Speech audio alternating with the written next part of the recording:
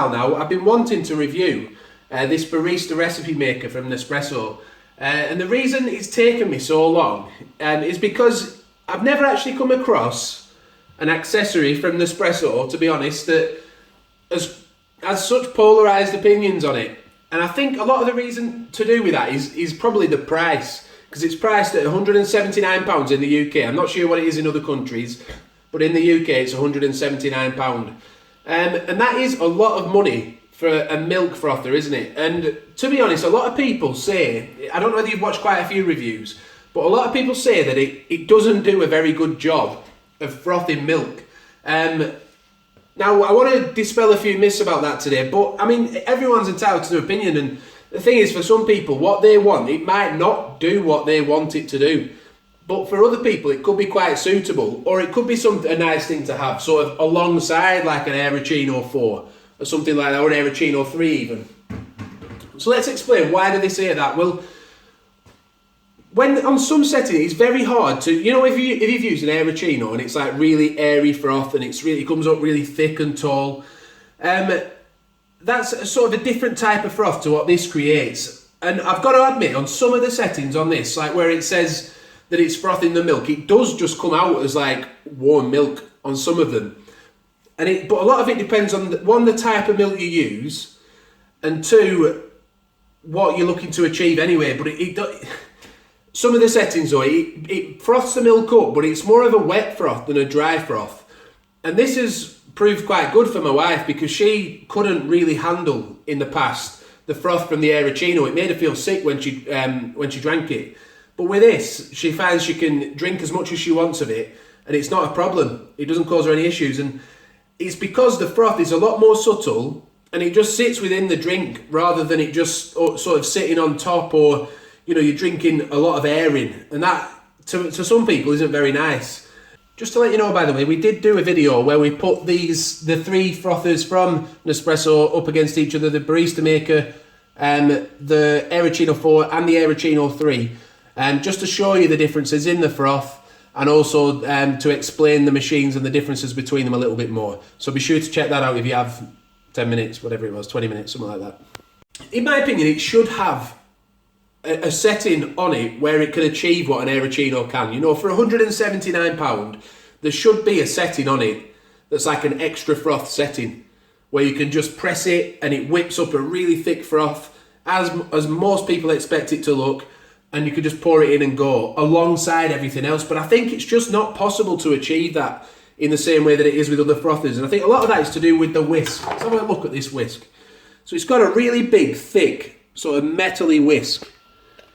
And that sort of spins around like that, and that's very, very different. If I get the spring from the Aeroccino today, so that is a spring from an Aeroccino, and you can imagine that spinning, whereas that one will spin and this one will sort of spin, and because of the spring on it, I think it just gets that extra air into the froth, which makes it thicker.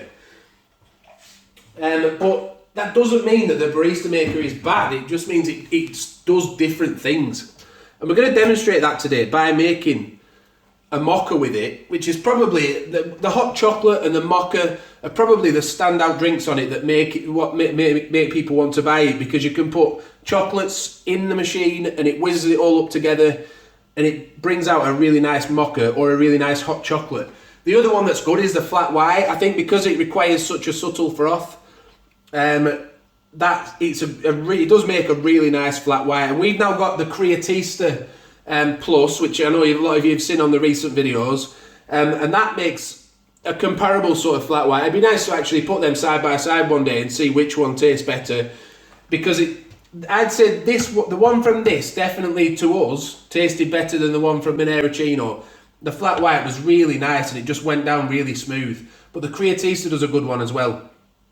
But what I'll do, for those of you who have just come across as a YouTube search and you're just looking for a review of this, let's show you what it can do. Even though I think I've made a mocha before on one, but this is a sort of standout recipe. We've made a few other recipes, so go and check those out as well. Just type in like A to B, that's with a number 2, Barista Maker, and it should pop up with a few videos that we've made, of drinks we've made using this machine. We've made a flat white, we've made an iced frappe, but it doesn't create that really thick sort of froth that you would expect from a milk frother. However, when you use skim milk on some of the recipes, it really does whip up a really nice creamy, thicker froth that's really nice. These are the Nespresso chocolates I'm using, by the way. You just put 4 of these in. I'm going to use 2 milk chocolate today. I can get them open, I've no nails. 2 milk chocolates and 2 dark chocolates. You can use whatever ratio you want. You could have all milk or all dark. Or to be honest, recently, I've even been thinking about trying these ones out as a mocha. Because you do get white chocolate mochas, and they're the blonde chocolates. They taste like caramaki. I think they'd be a really interesting taste, but I might do that in another video.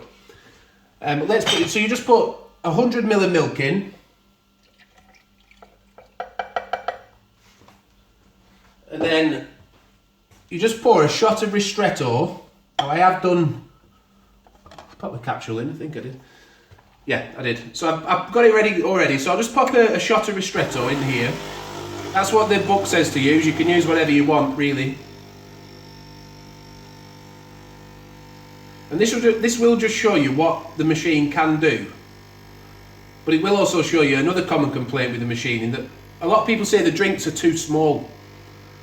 And I do agree to some extent.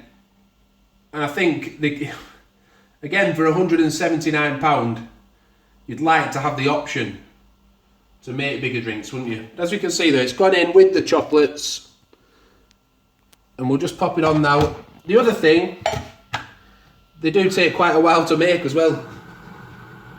However, don't get me wrong, I seem to be pointing out all the negatives of this machine. It takes a long time to make it. The small drinks, it doesn't whip up froth like an Arancino does. However, I do quite like it. I think just not for the money. I think I like it. But at £179, it's a lot, unless you're a massive mocha fan, you're a massive hot chocolate fan, you and your kids, and you think you're going to make a lot of hot chocolates all the time with it, every day, then maybe it would be worth it at full price for you if you're going to have it for a long time. But you couldn't do this with an Arancino, you just couldn't do it. Which is why I think a perfect combination really is to have the Arancino for when you want to have like a really quick drink and you just want to chuck something in a travel mug and away you go. But then if you could have this sort of stored away somewhere or on the side just for when you wanted like a recipe. There's 13 recipes, by the way, that come on it. It connects via Bluetooth and you can add different recipes on via the Bluetooth app and take some away, but it'll only store 13. So you've got like I'll just get to the main page now and show you. So you've got like Cafe Venoir, Latte Art, Iced Frappe. We made that one. But again, it was, to be fair, more like a warm coffee over ice because I had to put loads of ice in it. It's not like a Frappuccino you get from Starbucks. Maybe use a blender for that. Flat white, latte macchiato, cappuccino. And then there's these iced nitros. Espresso Campana. We tried that one earlier, but we had a bit of a problem with it. But I think I needed to put the milk in and not leave it for as long because it got all slippy and the whisk wasn't doing it properly. But the mocha Venoir, we did that on a video. I can't remember which we did that on. That's nice. That came out really nice. It really showed off the skimmed silky milk. And then the hot milk really is just that. It's just hot milk. And the baby chino, to be honest, it does a baby chino, and that's just hot milk as well, just a smaller one. It's not really very frothy. However, I did it according to the recipes. I did it with semi-skimmed, half-fat milk. And some people have said full-fat milk's better. Some have said semi-skimmed milk's better, but for these reviews, I've just been sticking to what Nespresso tell you to do. As we can see, it's taking quite a long time to do the hot chocolate, but I'm going to be honest, I haven't tasted a better hot chocolate. Well, this is a mocha. We're doing a mocha, but the hot chocolate's the same. I haven't tasted a better mocha, I don't think, or a hot chocolate in any cafe that I've been to. So you just whip this off. You can see it's hot as well. You hold the whisk on top so it doesn't come out.